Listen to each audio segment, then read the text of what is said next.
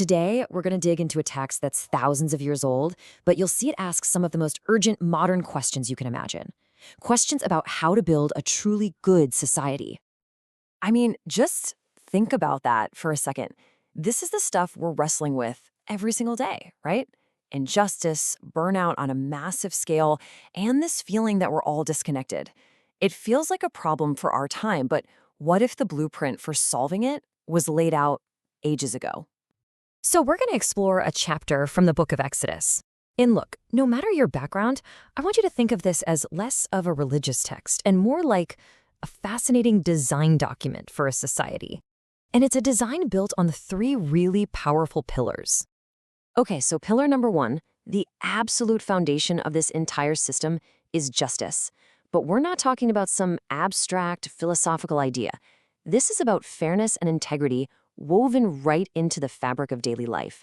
And it's all driven by this one incredible idea: radical empathy. Just look at how direct these rules are. Don't spread fake news. Don't just go along with the mob when they're wrong. Protect the vulnerable. And that last one, don't take a bribe. It's because bribes blind you to the truth. You can see this is a code designed to protect the whole community from the inside out. It's saying that real justice has to start with each and every person. And get this. This example shows just how deep this idea goes. It's not about forcing you to like everybody. You see your enemy's donkeys struggling, and the rule isn't, hey, mind your own business, or haha, serves them right. No, the rule is you have to help. Why?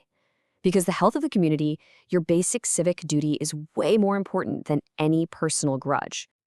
And here it is. This is the engine driving all of these laws. It's empathy. It's not just a command from on high, it's an appeal to memory, to shared experience. It basically says, hey, remember what it felt like to be the outsider, to be vulnerable? Well, don't you dare inflict that feeling on someone else. It's about turning past pain into a blueprint for present-day justice. So, if justice is the foundation, what's next? Well, let's move to the second pillar, which is the architecture that makes the whole thing sustainable. And honestly, this is a truly revolutionary idea, building rest into the very rhythm of society itself. The key to this entire system, it all comes down to one number: 7. This number dictates the rhythm of life, not just for a week, but for years. You could say it's the very pulse of this society, and it creates this amazing cycle of work and recovery. So here's how it plays out. It's working on two tracks at the same time. First, you've got the weekly cycle we all know. Work for 6 days, rest on the 7th. Simple enough. But then there's this incredible agricultural cycle. You work the land for 6 years, but in the 7th year, you just let it rest. You let it lie fallow. This is systemic, scheduled rest for both people and the planet. And the purpose behind this is just profound.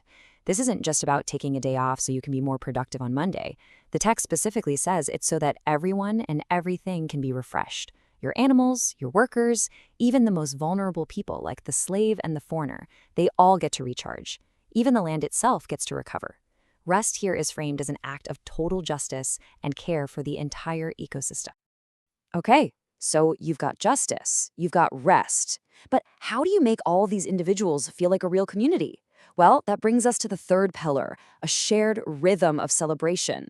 These are the moments that weave everyone's individual stories into one collective story. This blueprint lays out 3 mandatory national holidays, and they're all tied to the seasons and the harvest. The first is about remembering their shared history, a story of liberation. The next one celebrates the very first crops coming in. And the final one is this huge festival of Ingathering at the end of the year to give thanks for the full harvest. It's a built-in cycle of memory, celebration, and gratitude.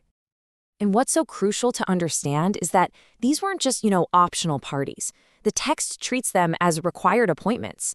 They were moments for the entire community to stop, together, remember where they came from, and acknowledge that they all depend on the land and on each other.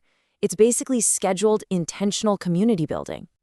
Okay, so what does all this ancient wisdom mean for us? Let's connect this blueprint back to that original question we started with, about how you build a better society right here, right now.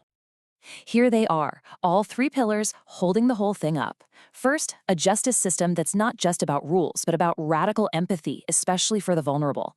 Second, a culture of systemic rest that prevents burnout for people and exhaustion for the planet.